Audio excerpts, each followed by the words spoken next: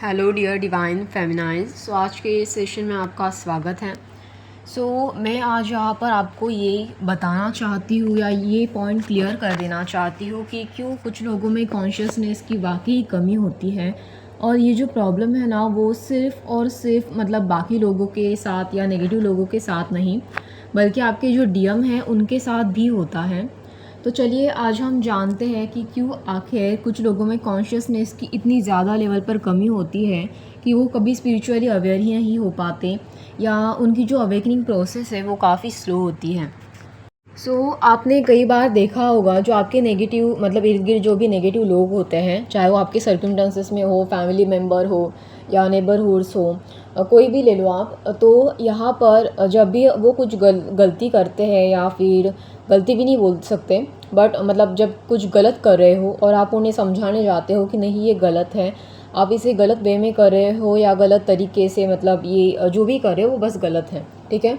But वो समझना ही नहीं चाहते, और शायद अपने ईगो के चलते, मोस्ट ऑफ द ईगो ही इसका रीज़न होता है कि वो अपने ईगो के चलते समझना ही नहीं चाहते कि आप उन्हें क्या मतलब एक्सप्लेन करना चाहते हो, क्या वजह है आपको, मतलब आपका ये ओपिनियन जो है वो उनसे इतना डिफरेंट है, आपकी जो थॉट्स, ओपिनियन, इमोशंस जो भी हैं वो उनसे इतना ज़्यादा आपका पर्सपेक्टिव अलग क्यों है, वो नहीं समझना चाहते, क्योंकि उनका ईगो वहाँ पर हर्ट होता है।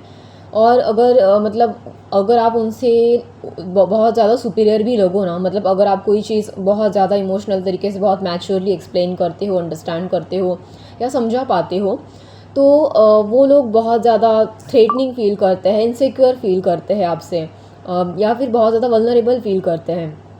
आप देखना, ऐसे लोग ना आपको दबाने की कोशिश भी करते हैं, काफ़ी हद तक आपके इमोशंस को सप्रेस करने की कोशिश करते हैं, क्योंकि उनका कहीं ना कहीं ईगो भी हर्ट हो जाता है, और उनकी ईगो की वजह से ही वो सामने वाले की डिफरेंट पर्सपेक्टिव को या फिर चॉइसेस को, ओपिनियन को एक्सेप्ट ही नहीं कर पाते। वो हमेशा पूरी दुनिया को अपनी तरह ही बनाना चाहते हैं या अपने अकॉर्डिंग चलाना चाहते हैं, और इसके पीछे उनका ईगो एक बहुत बड़ा रीज़न होता है, क्योंकि वो कभी भी किसी डिफरेंट चीज़ को, अलग चीज़ को एक्सेप्ट करने की उनके अंदर ताकत नहीं होती, या उतनी नई चीज़ों को समझने की टॉलरेंस पावर उनमें बहुत कम होती है। तो सबसे बड़ी बात, आप उनको जितना भी समझाने की कोशिश भी करो ना, बट वो नहीं समझना चाहते, मतलब वो उल्टा आप ही को सप्रेस कर देते हैं, आपको ब्लेम करते हैं, या फिर आपको इमेच्योर या कुछ और मतलब अजीबोगरीब वर्ड यूज़ करके आपकी इंसल्ट कर देते हैं। देखो, यहाँ पर अभी सबसे एक मतलब जो इम्पोर्टेंट पॉइंट है, हम उसके ऊपर आते हैं कि क्यों कुछ लोगों में कॉन्शियसनेस की इतनी ज़्यादा कमी होती है कि वो इन चीज़ों को समझते नहीं हैं।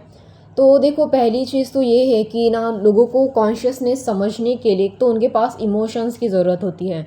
इमोशंस माने कि फीलिंग्स।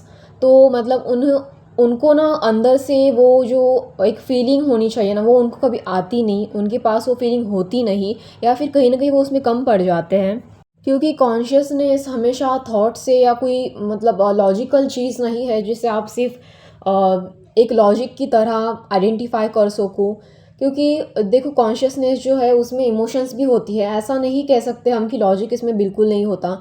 लॉजिक होता है, बट इसका एक पूरा बैलेंस होता है।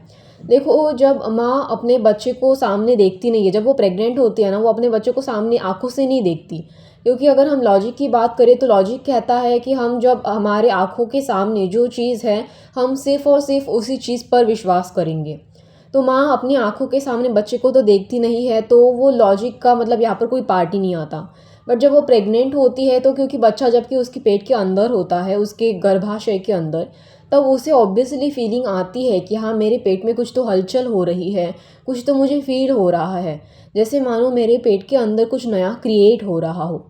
अभी देखो, उसके आँखों के सामने भले उसका लॉजिक कहता है कि नहीं, मतलब आँखों के सामने तो कुछ नहीं है, बट अंदर से फ़ील तो हो रहा है ना उसे, क्योंकि बच्चा भले बाहर की तरफ ना हो बट पेट के अंदर तो है। ये इमोशंस है, और ये एक कॉन्शियसनेस क्रिएट करता है उस माँ के मतलब उस माँ के दिल के अंदर, उसके ब्रेन के अंदर, उसके माइंड के अंदर, कि देखो, तुम्हें अपने बच्चे की भी केयर करनी है, ऊपर से अपने आप की भी केयर करनी है।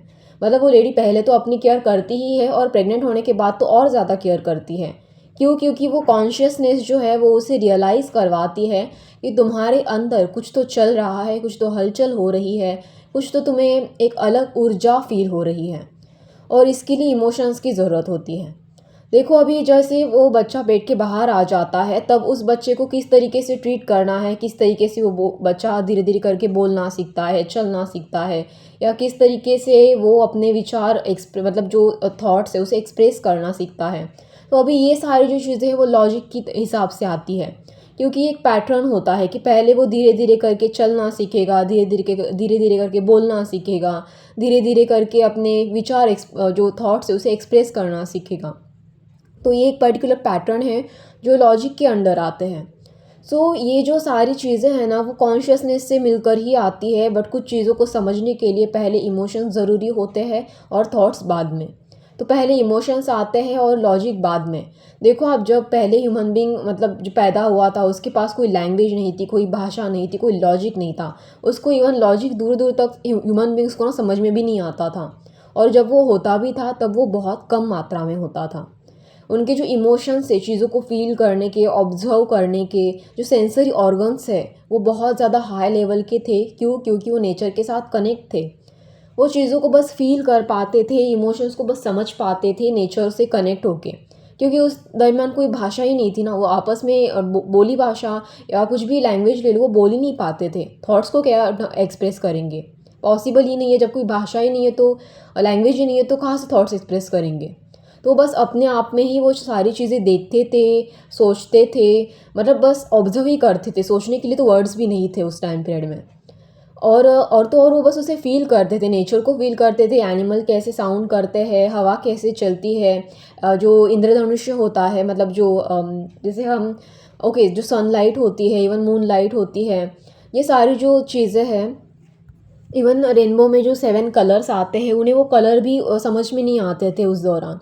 तो ये सारी चीज़ें वो जो अपने आँखों से कलर को पहचानना, स्मेल को आइडेंटिफ़ाई करना या फिर नॉइज़ सुनना, ये जो सारी की सारी चीज़ें हैं ना वो किस चीज़ से मतलब लेते थे, अंडरस्टैंड कर पाते थे, इमोशंस की वजह से। तो इमोशंस यहाँ पर बहुत बड़ा रोल प्ले करता है और इसी वजह से वो ओवर इमोशनल थे, ओवर ऑब्जर्वेशन करते थे और लॉजिक को बाद में समझते थे।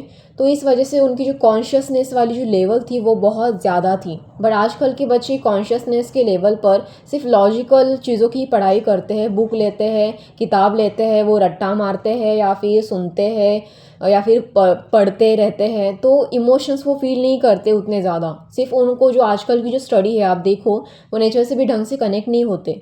उनके जो कॉन्शियस ऑर्गन्स है ना, जो इंद्रियाँ बोलते हैं हम जिसे, जो सेंसरी ऑर्गन्स है वो काफ़ी वीक हैं। तो नेचर से कनेक्ट ना होने की वजह से उनकी कॉन्शियसनेस जो लेवल है वो बहुत लो है। और जो भी नॉलेज आती है ना, विजडम नॉलेज या फिर इस दुनिया के नए पैटर्न को ऑब्जर्व करना, लॉजिकल चीज़ों को समझना, इवन ये सारी की सारी चीज़ें कॉन्शियसनेस की वजह से ही आती है।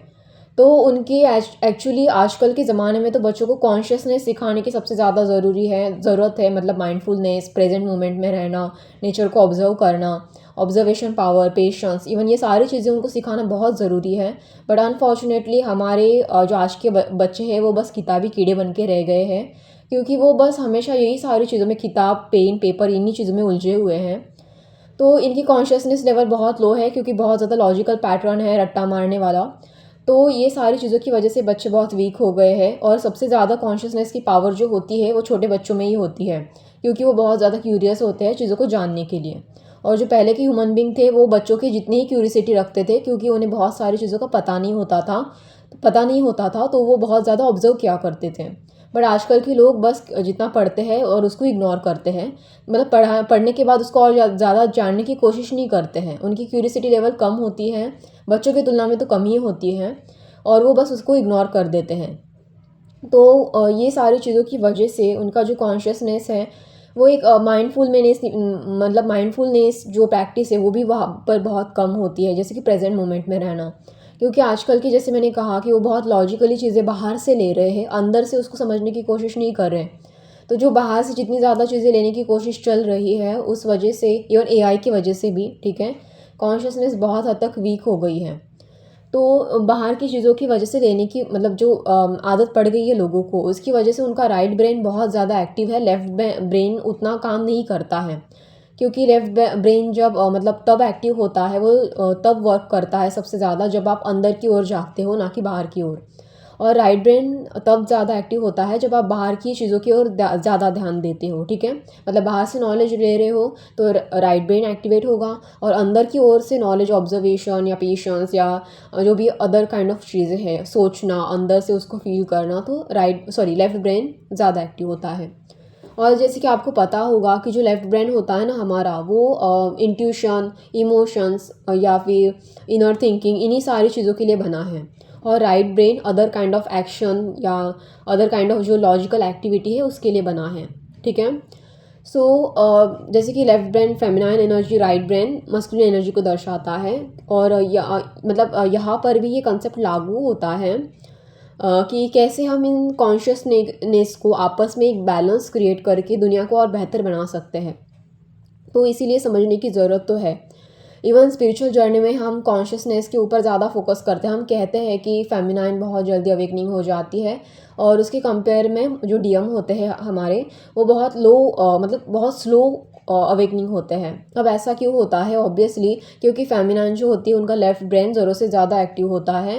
फेमिनाइन नेचुरली बहुत ज़्यादा इमोशनल एम्पैथ होती है, मस्कुलिन भी होते हैं, बट लॉजिकली सोचने वाले, मतलब इमोशंस को ना वो लॉजिक के साथ मिक्सअप कर देते हैं, कुछ ज़्यादा ही मिक्सअप कर देते हैं। और उनका जो लॉजिकल ब्रेन, राइट साइड वाला ब्रेन, मस्कुलिन जो पार्ट होता है, वो ओवर एक्टिव किस्म का होता है। सो वो अवेकनिंग धीरे धीरे करते हैं, क्योंकि ऑब्वियसली मर्दों में और सोसाइटी में भी जो हमारे मस्कुलिन हैं, मर्द लोग हैं, उनका ये प्रॉब्लम होता है कि उन्हें ना उस प्रैक्टिकल चीज़ों के ऊपर ज़्यादा फोकस करना, मटेरियलिस्टिक चीज़ों के ऊपर ज़्यादा फोकस करना, मतलब यहाँ एक बिलीफ सिस्टम भी यहाँ पर काम कर रही है, ये भी एक फैक्ट है। दूसरा फैक्ट ये है कि उनको मटेरियलिस्टिक चीज़ों पर ज़्यादा फोकस करने के लिए बोला जाता है। उसी तरीके से उनका ब्रेन डेवलप भी हो चुका है, बहुत ज़्यादा प्रैक्टिकल भी सोचने के लिए उनका ब्रेन डेवलप किया गया है सोसाइटी में। इवन और एक चीज़ होती है कि वो लॉजिकली पहले से ही बहुत अगर ज़्यादा सोचते हो, तो इन सारी चीज़ों की वजह से उनकी अवेकनिंग बहुत धीरे होती है। बट फेमिनाइन के कंपेयर में, मस्कुलिन के कंपेयर में जो फेमिनाइन होती है उनकी जल्दी हो जाती है, क्योंकि लड़कियों को हमेशा इमोशनल नेचर को ज़्यादा, मतलब जल्दी डेवलप हो जाता है। उनका इमोशनल नेचर तो पहले ही होता है, उनको उसी तरीके की चीज़ें इमोशनली सोसाइटी में उसी तरह से क्रिएट किया जाता है। मतलब लड़कियों को हमेशा यही सारी चीज़ों के तरीके से देखा जाता है, तो ऑब्वियसली लड़कियां वो सारी चीज़ें देख देख के इमोशनल ही होती हैं। तो एम्पैथ तो दोनों भी होते हैं, बट मतलब समझने का या कॉन्शियसनेस को अंडरस्टैंड करने का तरीका अलग अलग होता है, ठीक है। सो जो फेमिनाइन है वो इमोशंस से कॉन्शियसनेस को पकड़ती है, और जो मस्कुलिन पार्ट होता है वो लॉजिक से पकड़ता है, जबकि लॉजिक यहाँ पर ज़्यादा काम नहीं करता कॉन्शियसनेस के लिए। अब ये बाहरी पैटर्न को तो अंडरस्टैंड कर सकता है, बट उस पैटर्न को समझने के लिए जो डीप थिंकर वाला जो इमोशंस चाहिए ना, वो उनके पास कम होता है। तो इस वजह से ये प्रॉब्लम हो सकती है। तो यहाँ पर बात करते हैं कि उन लोगों की जो इन्हीं सारी चीज़ों में उलझ के रह जाते हैं, और स्पेशली मैट्रिक्स में उलझे हुए लोगों की, ठीक है। तो अभी देखो यहाँ पर जितने भी नेगेटिव लोग हैं ना, आप देखना उनको, उनकी कॉन्शियसनेस में प्रॉब्लम इसलिए आती है क्योंकि उनका ब्रेन बहुत ज़्यादा लॉजिकल, मतलब किस्म का हो गया है, बहुत ज़्यादा मस्कुलिन नेचर आजकल, मतलब मस्कुलिन एनर्जी जो है, पितृ प्रधान संस्कृति, राइट, जो भी है, ठीक है। सो ये बहुत ज़्यादा एक्टिव है। सो मस्कुलिन एनर्जी उनकी ज़्यादा हाई है, फेमिनिन एनर्जी बहुत लो है। सो इस वजह से वो अपनी इमोशंस को भी कहीं ना कहीं सप्रेस कर रहे हैं, और इस वजह से ही वो अपनी कॉन्शियसनेस को खो चुके हैं। उनके जो अंदर के जो स्पिरिचुअल पार्ट होते हैं, स्पिरिचुअल एनर्जी है, उसके ऊपर वो काम नहीं कर रहे हैं। इवन लोगों को आजकल तो अकेले रहना भी पसंद नहीं है, या फिर वो बार बार कुछ ना कुछ करते रहना चाहते हैं, मतलब अच्छी बातें करते रहना चाहते हैं, बट पीस के साथ नहीं। वो बहुत ज़्यादा एक बौखला देने वाली एनर्जी के साथ काम करते हैं। वो हमेशा, मतलब मल्टीपल टास्किंग में भी बिजी रहते हैं। बहुत सारे लोग हमेशा एक के साथ दो दो चीज़ें मैनेज करना, उनकी जो कॉन्शियसनेस इसी वजह से बहुत ज़्यादा डिस्टर्ब हो चुकी है, ये भी एक रीज़न है। बहुत ज़्यादा भागा दौड़ी वाला आजकल का लाइफ स्टाइल भी है। सो ये भी सारी, कहीं ना कहीं ये भी सारी एक्टिविटी कॉन्शियसनेस को कम भी कर रही है। इवन लेट नाइट सोना, ठीक है, ये भी है। बट प्रॉब्लम ये है कि लोग अकेले रहना पसंद नहीं कर रहे हैं, ये एक बहुत बड़ा प्रॉब्लम है। लोग अकेले जब रहते हैं तब उनके शैडो को फेस नहीं करना चाहते, उससे भी वल्नरेबल फील करते हैं, उससे भी उनको इनसिक्योरिटी होती है। कहीं उन्हें अकेले रहने का, मतलब अकेले हो जाने का डर भी लगा रहता है। बट जब तक वो इन सारी चीज़ों में नहीं आएंगे तब तक उनकी कॉन्शियसनेस डेवलप नहीं होगी, क्योंकि दुनिया में रहना तो अच्छी बात है, बट विदाउट कॉन्शियसनेस रहना बहुत प्रॉब्लमेटिक है। क्योंकि आप देखना, अगर आप कॉन्शियसनेस में नहीं हो तो आपके पास पीस नहीं होगा, पीस नहीं होगा तो आपको कभी मेंटल क्लैरिटी नहीं मिलेगी, या फिर आपका इंट्यूशन स्ट्रांग नहीं होगा, आप अपने आप को अंदर से ढंग से समझ नहीं पाओगे, आप इसी दुनिया में खो जाओगे कहीं ना कहीं। दूसरों को समझते समझते मतलब खुद की आइडेंटिटी क्या है ये आप भूल जाओगे, समझ नहीं पाओगे कि आपको खुद को क्या अच्छा लगता है, खुद की क्या चॉइसेस हैं। इवन आजकल ना दुनिया में एक्सप्लोर करने लायक इतनी सारी मल्टीपल चीज़ें हैं, जैसे कि आप देखना सॉन्ग में भी तरह तरह की वैरायटीज़ होती हैं, ड्राइंग में भी तरह तरह की वैरायटीज़ होती है, डांस में भी तरह तरह की वैरायटीज़ होती हैं, कुकिंग में भी पता नहीं कितने सारे टाइप के अलग अलग फूड्स होते हैं, स्पाइसी, स्वीट, या फिर मिडल स्पाइसी, जो भी ले लो आप।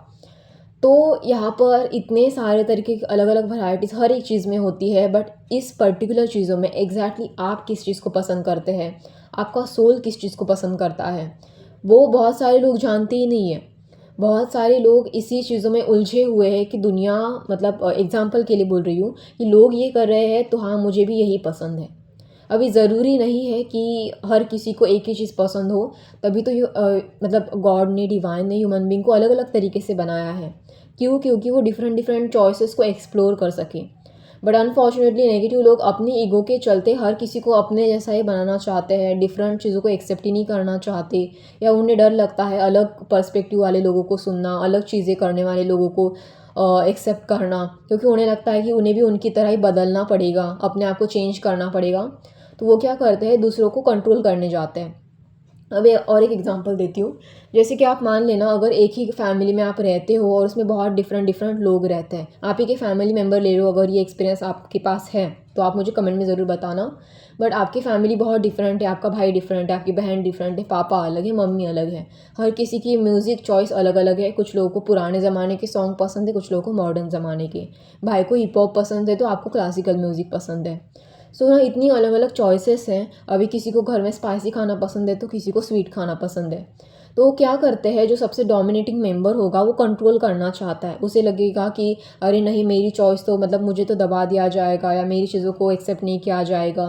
तो जो डोमिनेटिंग पर्सन होता है ना, वो क्या करता है, कंट्रोल करता है, नहीं मेरे हिसाब से ही सब कुछ चलेगा। मतलब वो एक कोई तो सप्रेस होता है, दूसरा बहुत ओवर डोमिनेटिंग होता है, तो इम्बैलेंस क्रिएट हो जाता है। कोई एक बहुत ज़्यादा ओवर कंट्रोल करना चाहता है चीज़ों को। तो ये प्रॉब्लम आज की सोसाइटी में एक्चुअल में दिखती है, ठीक है, ये सिर्फ एग्जांपल नहीं है, एक्चुअल में बहुत मतलब सारी प्रॉब्लम है सोसाइटी में, अलग अलग थॉट्स की वजह से, अलग अलग ओपिनियन की वजह से।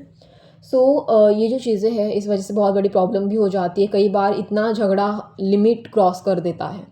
तो लोग ये डिफरेंट चीज़ों को एक्सेप्ट करने से डरते हैं अपनी ईगो के चलते, क्योंकि उन्हें डर लगा रहता है कि कहीं उन्हें सप्रेस ना कर दिया जाए, इसलिए दूसरों को सप्रेस करते हैं या दूसरों को कंट्रोल करते हैं। तो अगर ये सेल्फ एक्सेप्टेंस वाली अगर ऊर्जा में आते हैं तो उनको कॉन्शियसनेस को जल्दी वो टैप कर सकते हैं, या मतलब कॉन्शियसनेस में जल्दी आ सकते हैं। इनडायरेक्टली कहने का मतलब ये है कि अगर घर में मिलजुल कर जो एनवायरनमेंट अगर क्रिएट करेगी, हर किसी की चीज़ को मतलब प्रायोरिटी दी जाए, हर किसी को अपनी अलग अलग चीज़ें फॉलो करने की आज़ादी दी जाए, तो कॉन्शियसनेस मतलब ये जो सेल्फ एक्सेप्टेंस की पावर क्रिएट हो जाएगी, और जो कॉन्शियसनेस है हर किसी के अंदर, भले ही वो अलग अलग तरीके से है, बट वो उसको एक एनकरेजमेंट मिलेगी, वो डेवलप हो पाएगी ठीक से। इंसान अपनी चॉइसेस को खुद से आज़ादी से जी पाएगा और समझ पाएगा कि हाँ मेरी चॉइसेस इनसे अलग है, बट ठीक है जैसी भी है मेरे लिए अच्छी है, चाहे उनके लिए अलग हो, ठीक है। सो इसे कहते हैं कि अपने आप को, अपने आइडेंटिटी को समझना, अपने आप को एक्सप्लोर करना, और ये समझना कि वाकई मेरी खुद की चॉइसेस क्या है। इसे कहते हैं अपने आप के लिए, अपने चॉइसेस के लिए कॉन्शियस रहना। इवन चाहे वो आपकी प्रायोरिटी हो, चाहे आपकी चॉइसेस हो, चाहे आपके खुद के थॉट्स ही क्यों ना हो। इवन आप देखना, दो इंसान के जो इमोशंस एक्सप्रेस करने के तरीके होते हैं वो भी अलग अलग होते हैं। कोई एक्शंस में एक्सप्रेस करता है तो कोई वर्ड में। अभी दो इंसान अगर साथ में रहते हैं ना, तो उनको आपस में एडजस्ट करने के लिए प्रॉब्लम होती है। मान लीजिए कि आपके जो डीएम होते हैं, आप देखना आपके डीएम के साथ ये होगा, आपके डीएम होते हैं इमोशनली बिल्कुल एक्सप्रेस नहीं करते। हर फेमिनाइन की यही प्रॉब्लम है, वो कहते हैं कि हमारे डीएम वर्ड्स में, शब्दों में एक्सप्रेस ही नहीं करना जानते, हमें अच्छा नहीं लगता ये। पर अभी है तो है, क्या कर सकते हैं। जिनके डीएम ऐसा करते होंगे बहुत अच्छी बात है, बट ज़्यादातर तो डीएम एक्शन में एक्सप्रेस करते हैं, तो ये एडजस्टमेंट करनी पड़ती है आपको वहाँ पर। यहाँ पर एक छोटा सा मतलब प्रॉब्लम तो है, इट इज़ ट्रू, क्योंकि फेमिनाइन वर्ड से ज़्यादा एक्सप्रेस करती है, एक्शन से भी करती है, बट वर्ड से ज़्यादा करती है, शब्दों में ज़्यादा बताना चाहती है। और जो मस्कुलिन हमेशा एक्शन तो लेता है बट सामने वाले को दिखाते ही नहीं है कि देखो मैं तुम्हारी केयर भी करता हूँ। मतलब शब्द भी तो कुछ मैटर करते हैं ना, सामने वाले को वो फील भी होना चाहिए। कभी कभार हम एक्शन को इग्नोर कर जाते हैं क्योंकि हम थके हुए होते हैं अंदर से। तो अक्सर हमारी जो चीज़ें मतलब नज़र है वो उन चीज़ों पर नहीं जाती जहाँ पर लोग एक्शन लेते हैं। तो बट अगर वो उस चीज़ को एक्सप्रेस करे उस तरीके से शब्दों में, तो हमें वो तुरंत से माइंड में क्लिक हो जाता है कि हाँ, कहीं ना कहीं उन्होंने हमारे लिए ये चीज़ें करने की कोशिश की थी। ठीक है, तो हम उन चीज़ों को जल्दी समझ पाते हैं। बट ये प्रॉब्लम उनके साथ होती है क्योंकि वो इन चीज़ों को एक्सप्रेस ही नहीं करते। ठीक है, अभी फेमिनाइन का और एक प्रॉब्लम होता है। फेमिनाइन को यहाँ पर ना एक्शन लेने की ज़रूरत होती है अपने डीएम के लिए, बट वो शब्दों में मतलब ज़्यादा बताने की कोशिश करती है, जबकि डीएम वो शब्दों पे ध्यान नहीं देते। उनको शब्दों से कोई मतलब नहीं है, वो शब्द को कमज़ोरी समझते। जबकि कोई ज़्यादा इमोशनली एक्सप्रेस करे तो उनका ईगो बहुत हाई होता है, तो उन्हें ऐसा लगता है कि सामने वाला अगर ज़्यादा एक्सप्रेस करता है ना तो वो उसकी इमोशनली कमज़ोरी है, वो इमोशनली वीक है।